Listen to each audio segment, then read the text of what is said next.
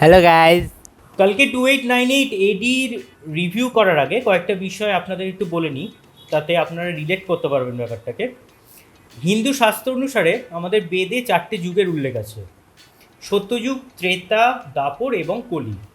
এই কলি যুগের যে শাসনকর্তা তিনি হচ্ছে কলি, এবং তিনি ছিলেন কল্কি অবতারের মানে অপোজিট আর কি, সাইড।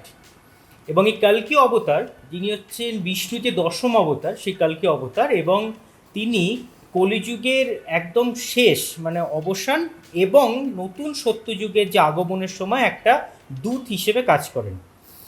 এবার একজনের কথা বলি, তিনি হচ্ছে অশ্বত্থামা। অশ্বত্থামা হচ্ছেন গুরু দ্রোণাচার্য এবং কুলগুরু কৃপাচার্যের বোন কৃপির একমাত্র সন্তান। তিনি একজন খুব বড় মহারথী ছিলেন। তিনি কুরুক্ষেত্রের যুদ্ধে পাণ্ডবদের বিরুদ্ধে এবং কৌরবদের পক্ষে হয়ে যুদ্ধ করেছিলেন। এবং তার সাথে যেটা বড় ব্যাপার সেটা হলো যে শিবের আশীর্বাদে তিনি অমর হয়েছিলেন আর কি। ওকে, সো এই স্টোরিটা কেন বললাম তোমাদের, তার কারণ যাতে তোমরা হলে গিয়ে এই জিনিসগুলোকে একটু রিলেট করতে পারো, সেই কারণের জন্য। সো লেট স্টার্ট আজকের ভিডিও।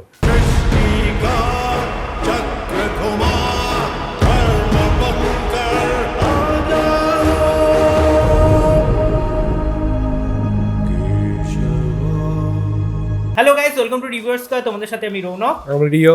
আজকে চলে এসেছি রিভিউ করতে কালকে 2898 এডি। সো সিনেমাটা কেমন লাগলো আমাদের?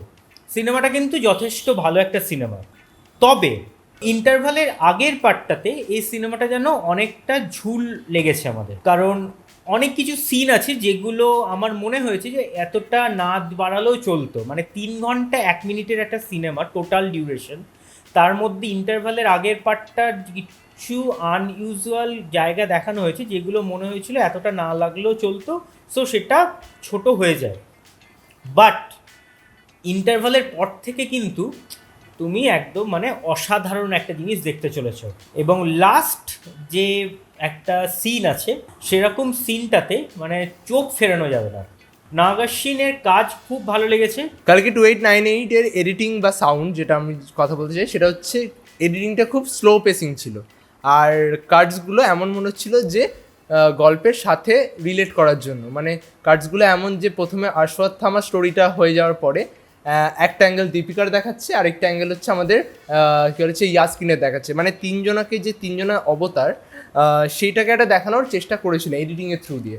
আর সাউন্ড তো মারাত্মক একদম, মানে যে কটা বিজিএম স্কোর আছে, সাইলেন্স হোক বা মহাভারতের সিকোয়েন্সে হোক বা তোমার হচ্ছে রিসেন্ট টাইমের সিকোয়েন্সে হোক, সবকটাই একদম টপ টু দ্য নচ। কিন্তু ফার্স্ট হাফের সাউন্ডগুলো বা কিছু কিছু দৃশ্যতে একটু ঢিলেমি হয়েছে, but sound and editing is always good. VFX is like মানে তোমরা অ্যাভেঞ্জার্স দেখতে চলেছো ইন্ডিয়ার, এমন একটা ফিল দিয়েছে। মানে লাস্টের সিকোয়েন্সটা ইজ লাইক অ্যাভেঞ্জার্সের এন্ড গেমের লাস্টের ফাইট।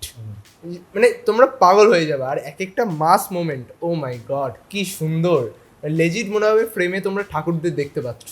রাইট, আমাদের অডিয়েন্সও এরমই ছিল, মানে চেঁচামেচি এরমই হচ্ছিল। মানে এটা হলটা তো পুরো হাউসফুল ছিল পুরো। মানে আজকে আমরা দেখতে গিয়েছিলাম, হল একদম ফুল হাউসফুল। এবং বিশেষ করে আমি একজনের কথা বলবো, সেটা হচ্ছে শাশ্বত চ্যাটার্জির অভিনয় এখানে অসাধারণ লেগেছে।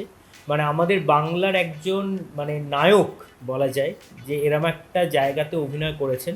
সো একটা মানে অসাধারণ লেগেছে। মেন ভিলেন হচ্ছে শাশ্বত চ্যাটার্জি, হ্যাঁ, অ্যান্ড ওনার রোলটা খুব মানে গিমিকি না, মানে রোলটার মধ্যে এসেন্স আছে। আর এবার যদি হয় কয়েকটা ক্যামিও আছে, ক্যামিওগুলো কিন্তু দারুণ দারুণ ক্যামিও, একদম দারুণ দারুণ ক্যামিও। আমরা সেটা রিভিল করবো না, হ্যাঁ, তোমরা হলে হলে গিয়ে গিয়ে সিনেমাটা দেখো অবভিয়াসলি, তাহলে তোমার ক্যামিওর ব্যাপারটা বুঝতে পারবে, নাহলে আমরা বলে দিলে স্পয়লার হয়ে যাবে। এটা দারুণ ক্যামিও, দারুণ ক্যামিও।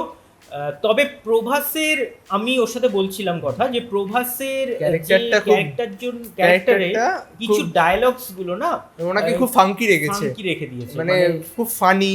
আবার একটু লাস্টের মোমেন্টে গিয়ে খুব সিরিয়াস, কিন্তু প্রথম পার্ট থেকে লাস্টের আগে অবধি মানে খুব ফাঙ্কি, মানে সিরিয়াসনেসটা খুব মিসিং ছিল প্রভাসের ক্যারেক্টার, যেটা আগেও ছিল সিনেমাগুলোতে যে প্রবলেমটা। অশ্বত্থামা চরিত্রে অমিতাভ বচ্চন মানে এই বয়সেও মানে অসাধারণ, উনি মানে ফাটিয়ে দিয়েছেন। তোমরা হলে গিয়ে সিনেমাটা দেখো এবং তার সাথে হচ্ছে যে কোনো মানে 3D 2D হোক হোয়াট এভার, তোমরা গিয়ে দেখো সিনেমাটা এবং চেষ্টা করো বড় স্ক্রিনে গিয়ে দেখা, তাহলে এটার মানে Enjoyment. এনজয়মেন্টটা আরো বেশি বুঝতে পারবে। একদম। সত্যি আমাদের খুব ভালো লাগলো। Yes. তোমরা দেখো এবং কেমন লাগলো সেটা আমাদেরকে কমেন্টসে জানিও। এই ছিল হচ্ছে আজকে কালকি 2898 এডি রিভিউ ভালো লাগলে এটা লাইক করে শেয়ার করো এবং চ্যানেলটা সাবস্ক্রাইব করে দিও, এবং কেমন লাগছে সেটা কিন্তু কমেন্টসে জানাতে ভুলো না। সো ভালো থাকবেন, সুস্থ থাকবেন এবং সিনেমা দেখবেন আমাদের চোখ দিয়ে খেলা হবে।